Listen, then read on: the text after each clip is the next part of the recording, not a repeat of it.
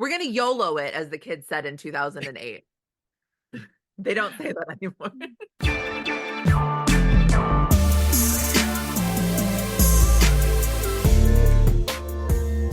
Welcome to the Other 51. I'm your host, Brian Moritz, joined by one of my dearest friends in the world, Dr. Jenn Billinson. What's your title now? Your official title?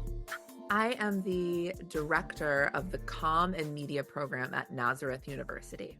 When did we get such fancy titles? I don't know. I don't know. Think about it a lot.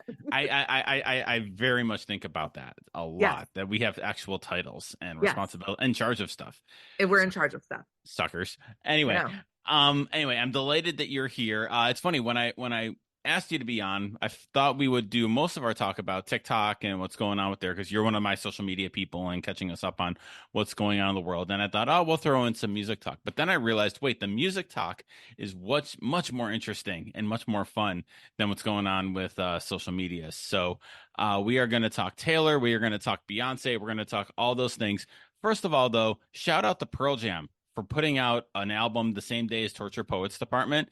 And it's really good. It's like their best album in 25 years. It is so good. I haven't listened to it yet, but I love that they took that release date and they said, we're doing it. We're doing it. Yeah. And they had, I only knew about it because they had a special edition at Record Store Day, which was the day after. And I was there with some friends and they started playing it. They're big Pearl Jam fans. I'm like, oh, this is good. Like this is like their best stuff since the early 2000s. So shout out to them for doing that. So a lot to talk about with Beyonce and with Taylor, with Cowboy Carter and the Tortured Poets Department. I know you just presented at a BEA on Cowboy Carter, so a lot to get to. But first off, where are you with both albums? Like, tell me your reaction to both of them. Oof. I feel like we're just in such an amazing era of popular music right now. I'm just so excited. It's giving me life. I feel like these two albums got me through the end of the semester. I first of all, also, I stayed up to listen to both of them at midnight when they were released, and that I just turned 41, and that's an accomplishment in and of itself. You stayed up till midnight? Dude. I did. And wow. Was I falling asleep while listening to both of them? Yes. But the point is I did it. I absolutely did it to get into the, the excitement. Cause that's the other part that's so fun, is like this excitement of a new album, and just, getting that release is so exciting. So I loved Cowboy Carter from the jump. I was like, this is amazing. I think my stats in Apple Music for listening to Cowboy Carter, because it came out right at the end of March, so it was only just like a few days of listening to it. It was like 3 days of listening to it, was just an embarrassing amount of minutes that I spent listening to that album in 3 days. It's mortifying. Loved it right away. Absolutely obsessed with it. Think it's a masterpiece.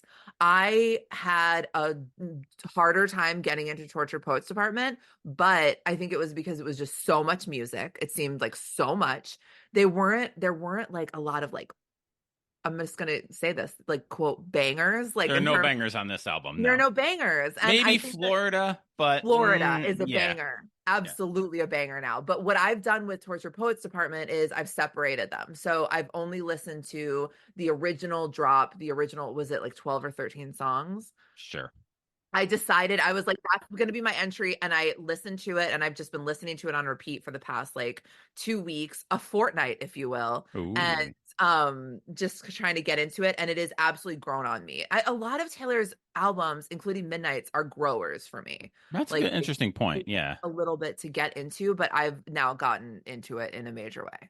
Yeah. So I asked the Swiftie closest to this podcast, my daughter, who's 13, who I had a listening party that night and did not listen to it until like 8 o'clock, because that was when the party could get together. I love that. I asked her her thoughts on Torture Poets Department, because she has not been as obsessively like listening to it as Midnight's, which I think was probably her. I don't know what her favorite is, but that's like her album that like she caught on. And she told me, she's like, it's either in my top 3 or my top 5, and I love that specificity. So it's probably like a solid 4, I'm guessing. Yeah. So my thoughts on the album. Then we're going to get to about writing about it and the culture around it. And I'm interested in your take on this, because this is mine. Taylor, the Torture Poets Department feels it's a very cathartic album. Like you can tell this is an album Taylor Swift didn't have to do. Like this is very much that kind of artistic ideal of I'm going through all of these big things and I'm going to write songs about them. And very clearly that. Um and yes, no real bangers on it. It's not a radio friendly album in the traditional way. Um Cowboy Carter is a flex. That Ooh, album is just a flex. It is you're gonna boo me at the CMA Awards. I'm gonna write a country album. I'm gonna get Dolly Parton to not only come on my album, I'm gonna cover Jolene and have her bless the fact that I changed the lyrics, which changed the meaning of the whole dang song. yep. Um, Even though it's only about a third a country album, but that's part of our discussion probably. And it is the don't give me album of the year. I dare you not to give me the album of the year. Yes. 100%. So so let's talk about the kind of writing around it, and we'll jump in with kind of the presentation and the research you did at BEA around Cowboy Carter. So kind of start off with what was the general topic of the presentation and your research on it. Yeah, so the general and I was on a panel about media representation and I was all set to do a different presentation until Cowboy Carter came out and I was so like I have to talk about this. I need to talk about this. I feel with Cowboy Carter and Beyonce especially, I am very cognizant of my like role as a white woman, like media researcher who studies music, studies popular music.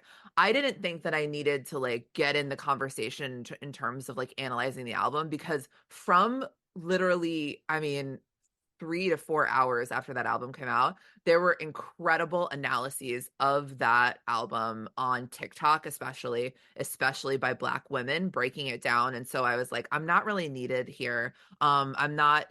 My voice isn't necessarily like needed, and I can say that. And I love. I'm like a huge Beyonce fan, but I also think it's important to recognize that her music. I don't get it in the way that Black women get Beyonce, and I feel like that's fine to say. And I love her, and I'm absolutely obsessed with her. But there's a nuance that I can't ever possibly understand. Where I thought that I could add to the conversation is this idea of genre gatekeeping, especially as it relates to country music, and especially like the racialized aspects of it too. So there are already built-in racialized aspects of like the Billboard charts, right? Great, the history of the Billboard charts, the history of charting in this country are already raced. So this idea that Black artists have been siloed on what have been called it's ranged from the race charts to R&B to the Black music charts, like it's gone through the gamut, but Black artists have been siloed in those spaces, and so they have been placed in that space based solely on their identity and not been really allowed to kind of move out into the different genres in the way that white artists can. White artists can say, I'm doing a country album, I'm doing a metal album, I'm doing whatever. And so I think it's important to analyze that from like a historical perspective. And also the response, like the country response to Beyonce. So I broke down a little bit about the CMA Awards, the ridiculous response there, and just a little bit about this discussion that we've seen surrounding the release of Cowboy Carter. There was that horrible headline. I think it was the Houston Tribune, but I don't. I can double check that essentially said like keep country clean. That I didn't like the Beyonce album Keep Country Clean or something like that, and they tried to backpedal it and say like no, we meant clean from from cursing or dirty lyrics or whatever, which is also a joke when you look at the history of country music. That's Jo- just that's a Johnny Cash would like to have a word with that editor. I had on my slide, I just had a slide of him flipping off the camera. Like it's a joke. And so which isn't to say people can't have actual problems with Beyonce as a musician or Cowboy Carter. You don't have to love it, but they're coming from it, I think, from a disingenuous place. And so it's also Beyonce herself said this isn't a country album, right? Like Mhm. she said this is a Beyonce album. And so that's kind of where I had this discussion, not to mention the fact that the roots of country music are Black American and poor white rural musicians, both of which are groups that have been absolutely marginalized and pushed away from gaining the notoriety and the monetary gains from it. So that's kind of where I looked at Cowboy Carter from the academic perspective. So what aside from that one horrible headline, I mean, I'm curious what you found, and I know it was a very quick turnaround, and the album Yeah. that basically just came out, and so that instant reaction to it. What did you find? I mean, was there a lot of that gatekeeping? Was it prevalent? Was it, you know, Yes. really? Okay.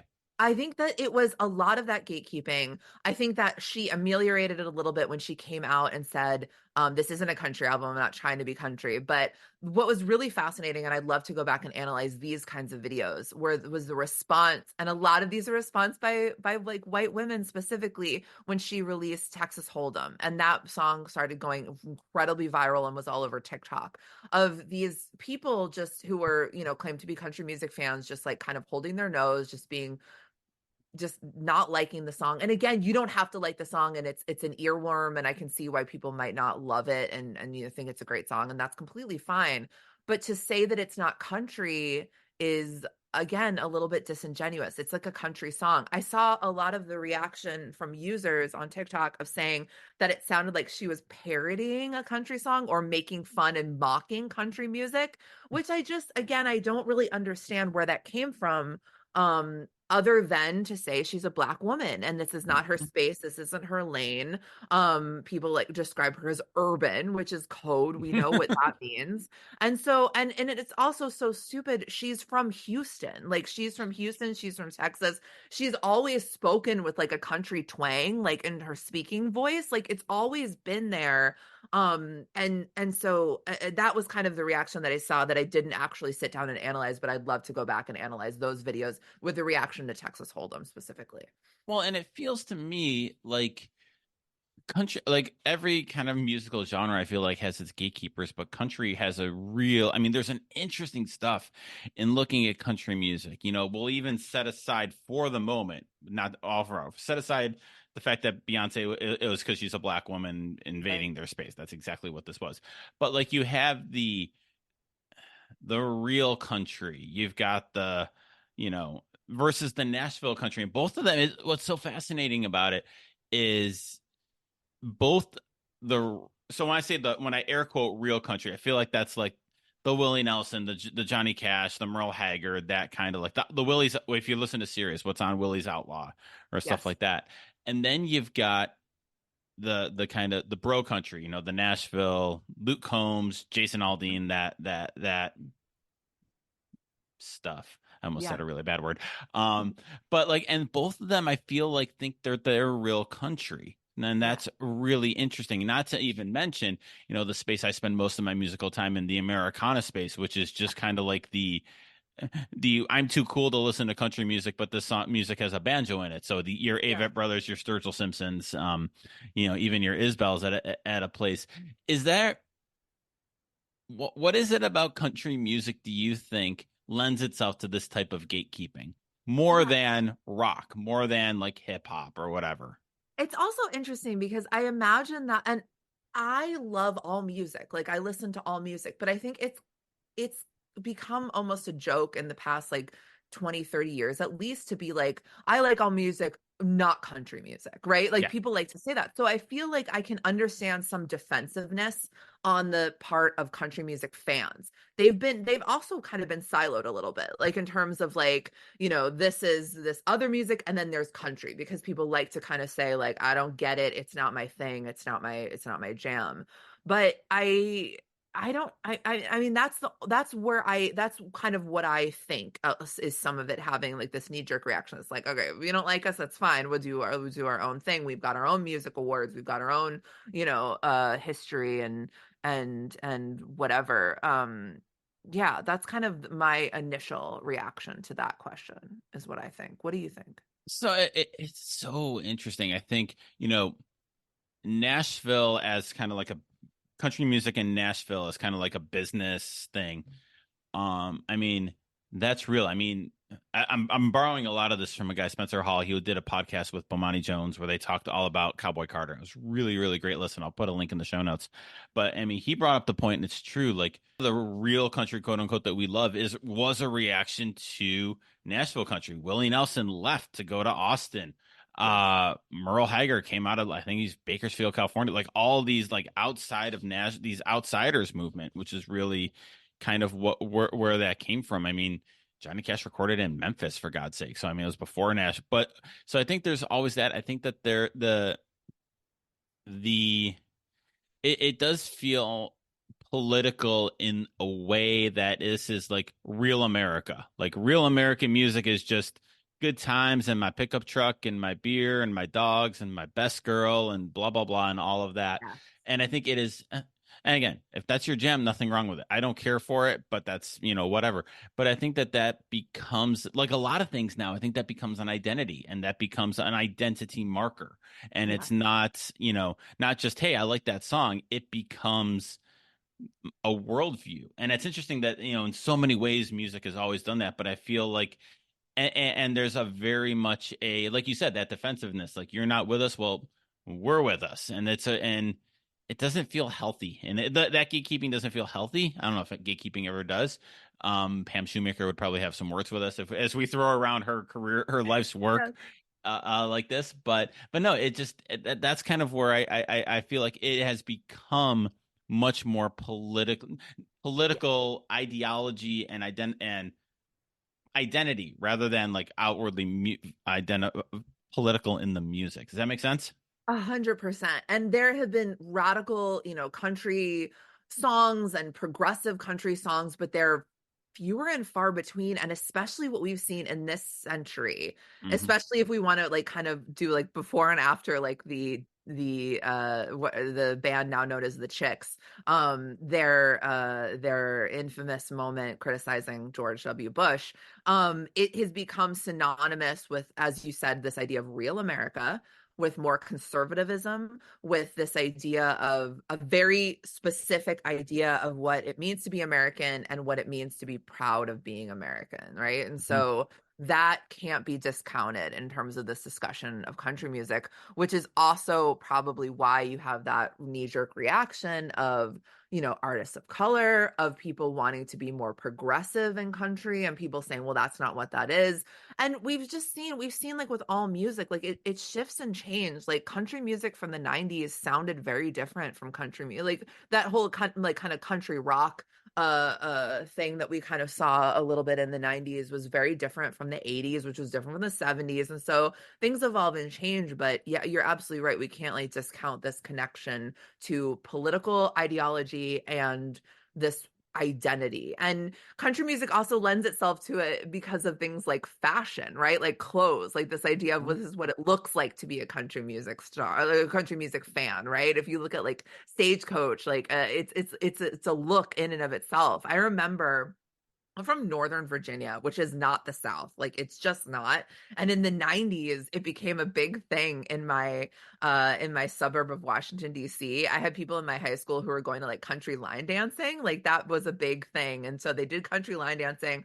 I had like guys that I went to high school with wore the big belt buckle and the hats, and they had pickup trucks. And I was like, we are literally 8 minutes from the Pentagon. Like you're not in the South. It's couldn't be more suburban here. Like and so picking that identity is also something that we see with country music. But and again, as you said, with all music, but it's a very specific thing with country music.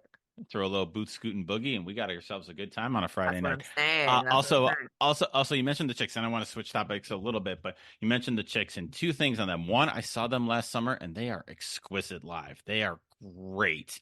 They put on such a good show. Musically, just virtuosos, just so great. And Oh yeah. second, like I don't think I think it's important when we tell the story of Beyonce getting booed or snubbed at the CMAs.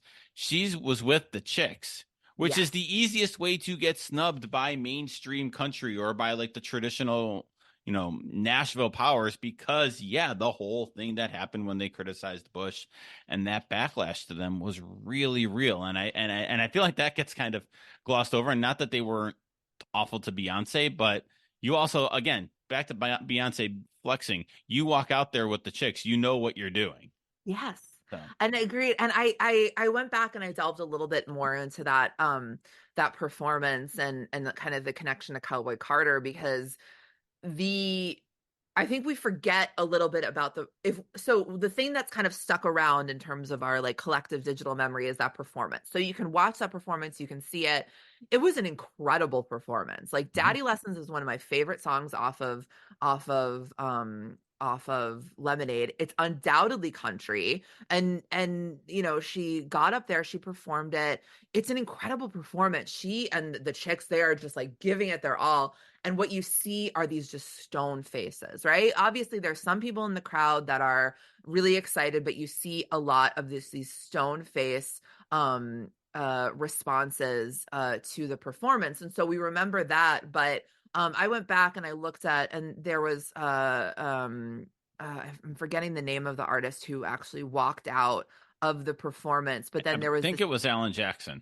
was it Alan Jackson? I think Okay. so, So then yeah. there's this tweet by Travis Tritt that came out right afterwards, and he wrote, I love honest to God country music and feel the need to stand up for it at all costs. We don't need pop or rap stars to validate us. And it was just kind of Did wild because did he walk out when Shania Twain would perform there? Because she's a pop exactly. star. She's a pop star. And I didn't and it's also like Beyonce and the chicks, they weren't cosplaying. This is a Mhm. really like a a great song that's really rich with like meaning and understanding, and she was taking it seriously. And so this idea that it's not like she got up on that stage and rapped or was like, it did anything that wasn't country. It's this total gatekeeping.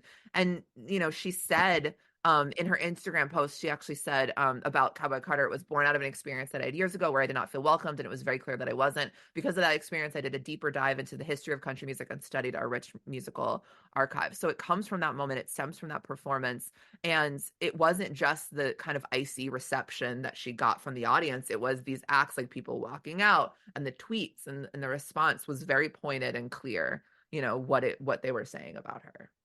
So I'm interested in kind of changing topics, but we'll stick with Taylor and Beyonce as the top as the subjects here, because one of the things I've been thinking about a lot lately in the sports world and kind of my own writing is journalism roles, and what's the role of a journalist, what's the role of writing, and I think about that. I was thinking about that about music, and especially these two specific artists, and it's one of those things where like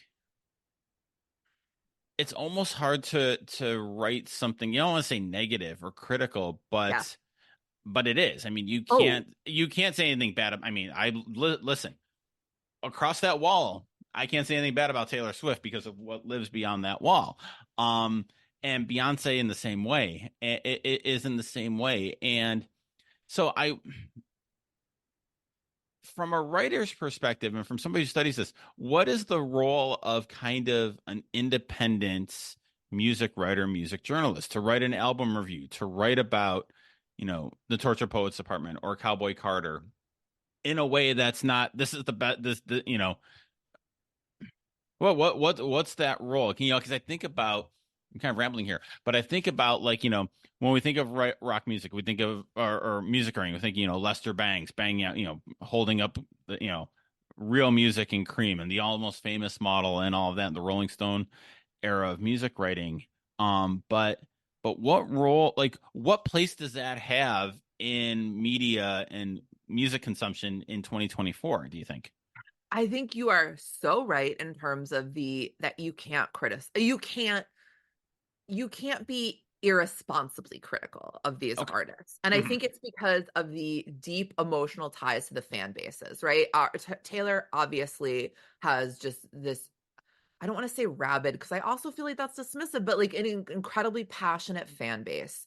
And so does Beyonce. And Beyonce's music is important to especially Black women, especially that demographic. And so I think you can be critical, but you have to be really careful of it. And you have to be critical of the music, and you have to have this idea, like almost like this acknowledgement, and those two artists are just so big and have done so much, and so you have to be a little bit respectful there, like pay their, pay the dues and things. But I think about this all the time. I thought about this with Tortured Poets Department, because when it first came out, it wasn't super hitting for me. Like that first day, and I was like, oh God, what are they gonna do? Like, I didn't think it was bad, but what would happen if Taylor Swift just released an album that was absolute garbage by all critical standards? Mhm. How do you talk about it without getting absolutely piled on by the fans, or Beyonce for that matter? Like, Right. how do you do it? I don't know. And I think that so much of I think the role of the critic, especially with music critic and popular music, is to bring that nuance and that understanding and that historical context, and to explain the music, especially if we talk about Cowboy Carter. So much of that stuff was being done on TikTok, like even before, it was published. So it's like, what, I think it's a great question. Their what is their role? Is it just to kind of aggregate and say, here's how it's been received in digital spaces? I don't think so. I think that's a role, but I don't know.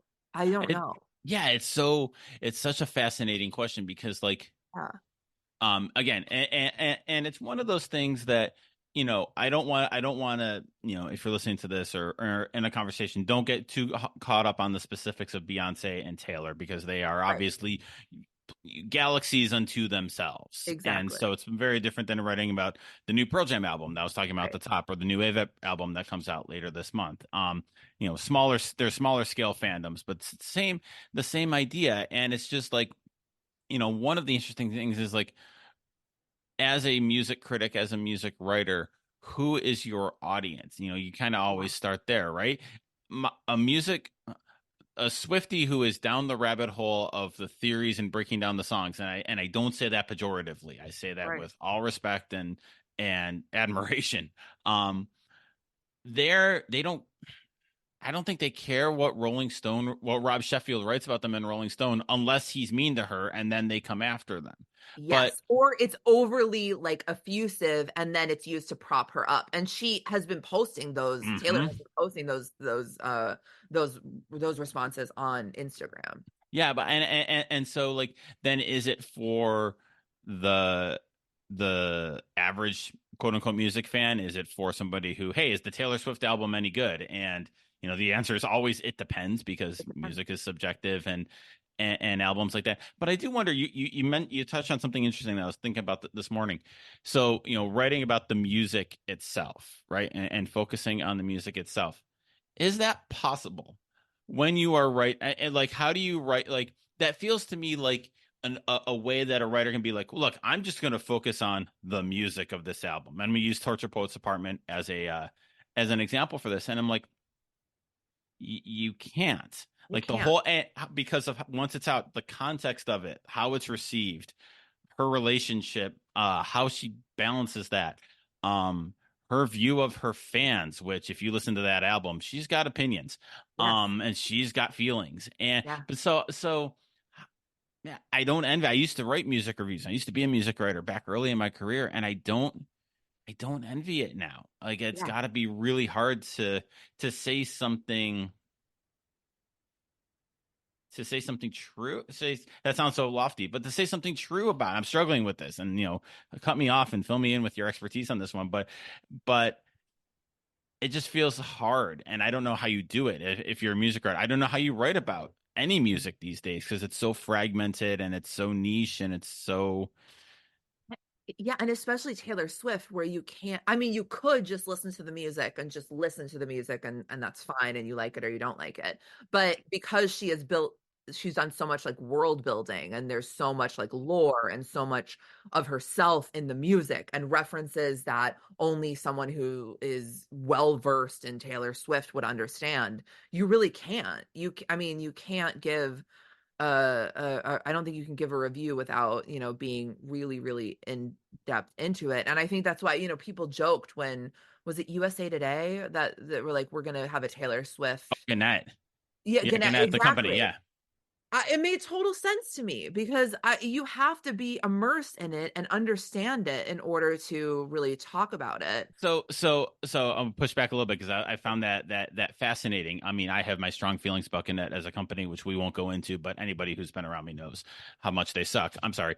But Yep. like they hired, like that's a fantastic idea in theory. First of all, Yes. they hired a white dude. Yes. Interesting, bold choice there, Cotton.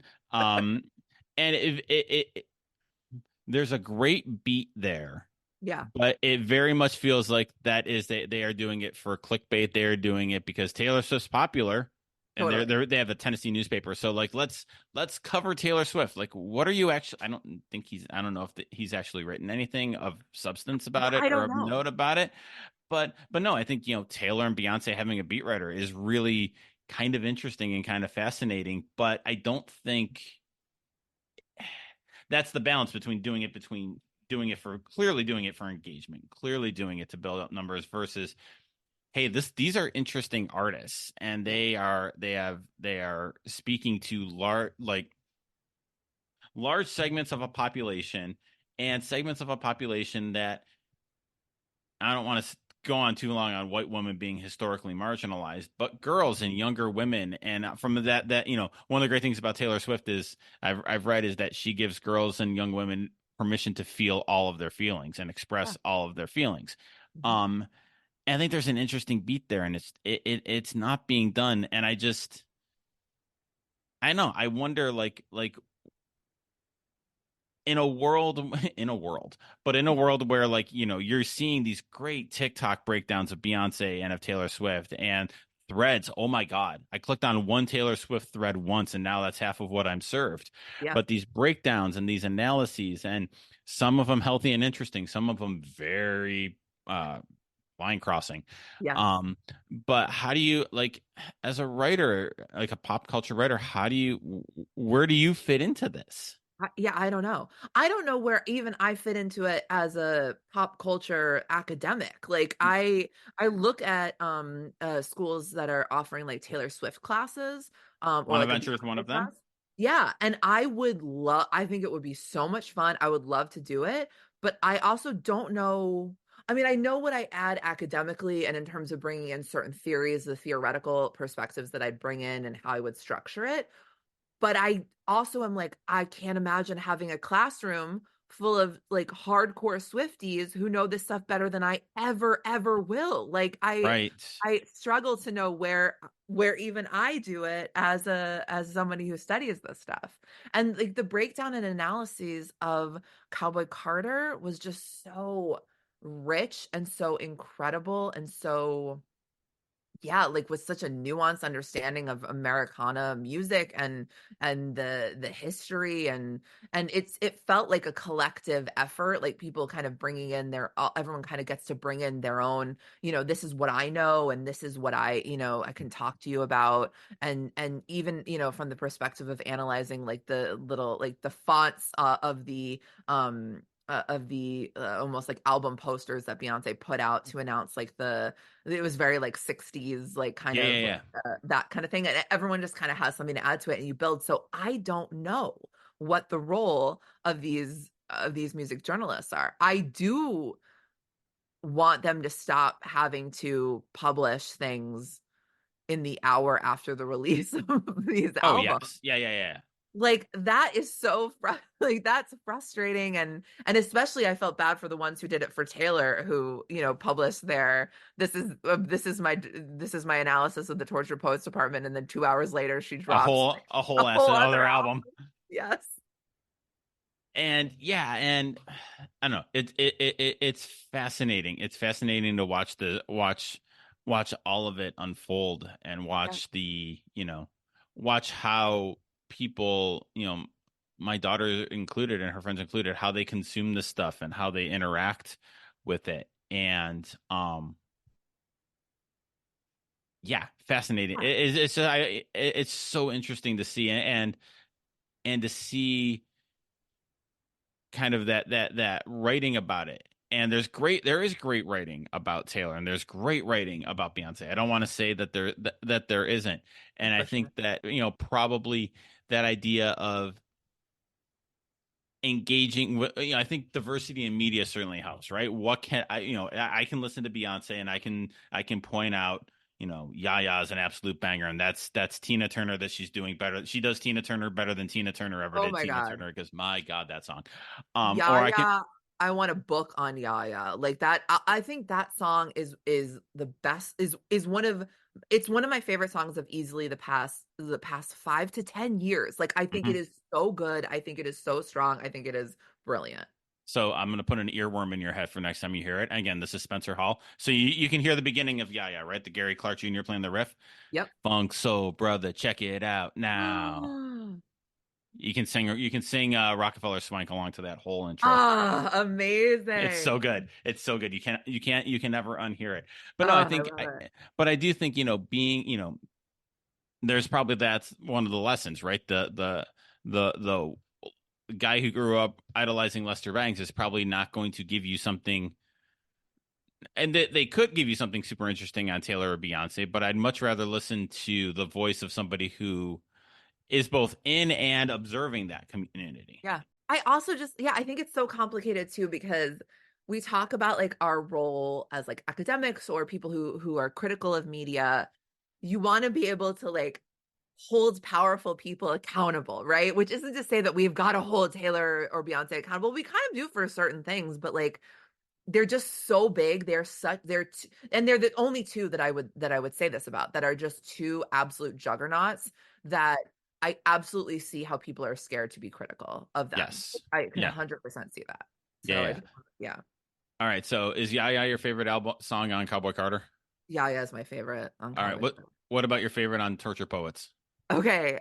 Honestly, and I've listened to the whole thing, but I've only been focusing on the first album uh this past couple weeks. I think there's some brilliant lyrics in Guilty as Sin. I think there's some really interesting lyrics there. Um I when I first heard Florida, I was like, this is such a dumb song. I don't like it at all. It's so weird. What is Florence doing, like with her melodic voice talking about Florida? It has become, I think, my favorite. And just in terms of like catchiness, in terms of the songs that I'm singing around the house, I sing Hmm. Florida all the time. So I got to go. Yaya is my favorite on Cowboy Carter. It's brilliant. And Who's Afraid of Little Old Me? I don't know which Yeah, which side of the Tortured first one. Poets. That's on the first one. Yeah.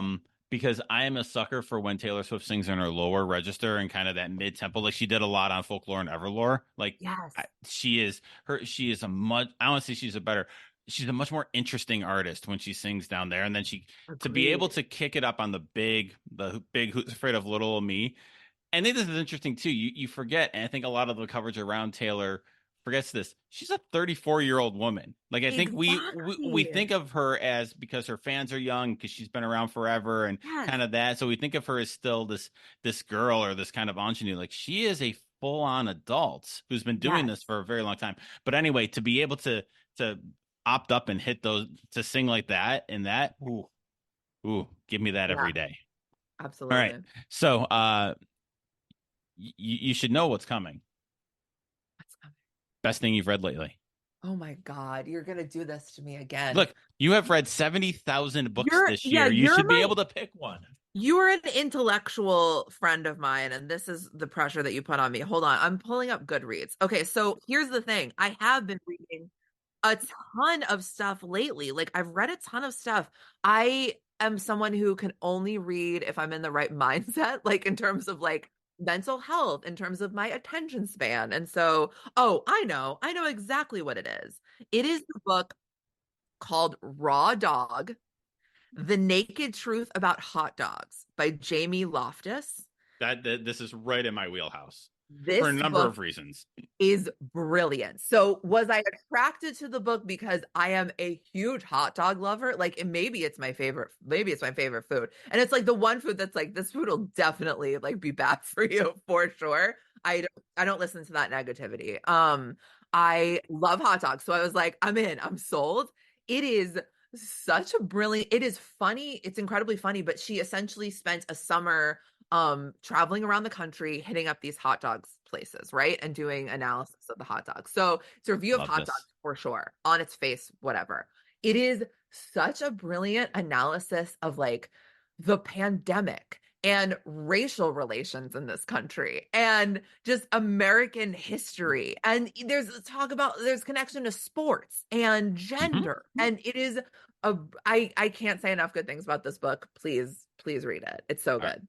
That's any random history of a Yes. history book about a random topic. Yes. It's my kid. I read a book about ice. Oh, Which wasn't bad. It yeah.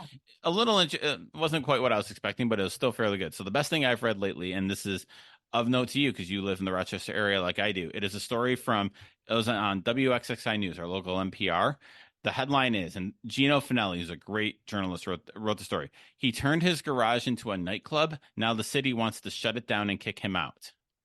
It is about a guy who lives in the city of Rochester. He has a detached garage on his house, and he had a man cave, and he turned it into a nightclub and charges people to come, and has like big speakers and house parties. And the city keeps, saying you can't do this, shut it down, and he keeps saying no. He just won't shut it down. My friend, I gotta find this. He brought in, where is it? Where I gotta search for it. Like, this is not just he brought in Jadakiss to do a walkthrough of a party. And it is a paid appearance that cost the owner of the house $12,000 to have Jadakiss come and walk through. And like, there's fights outside the house, and like there have been shootings, and nobody's been killed, thankfully.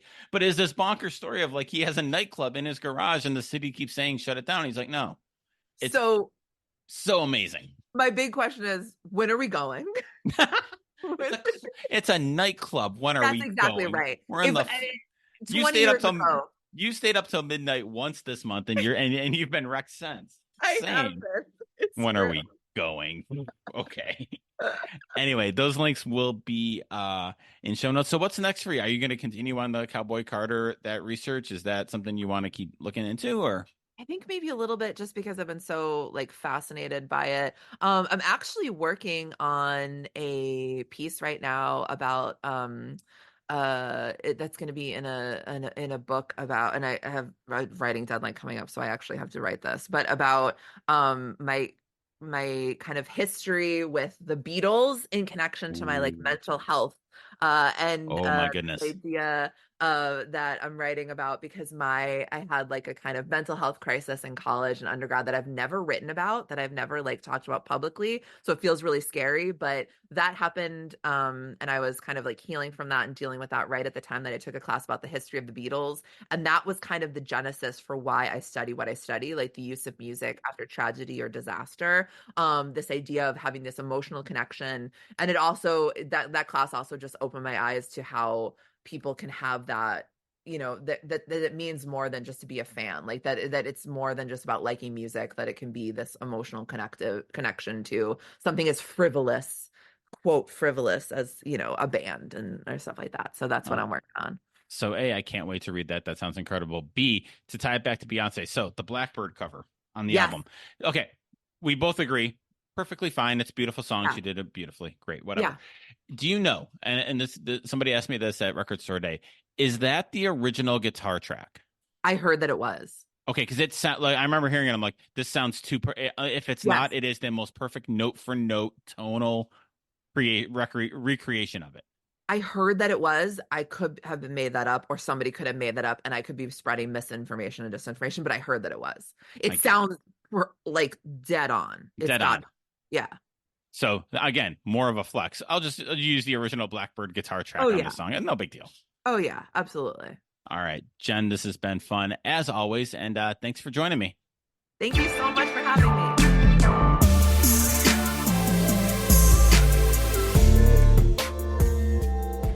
Thanks for listening to The Other 51. Special thanks to Jenn Billinson for joining me this week and for her all-around awesomeness. You can find all the links to the stuff that we talk about this week in the show notes for this episode. Our graphic design is done by Jen Moritz. Our music is done by Ellie Moritz. I'm Brian, and I'll talk to you next time.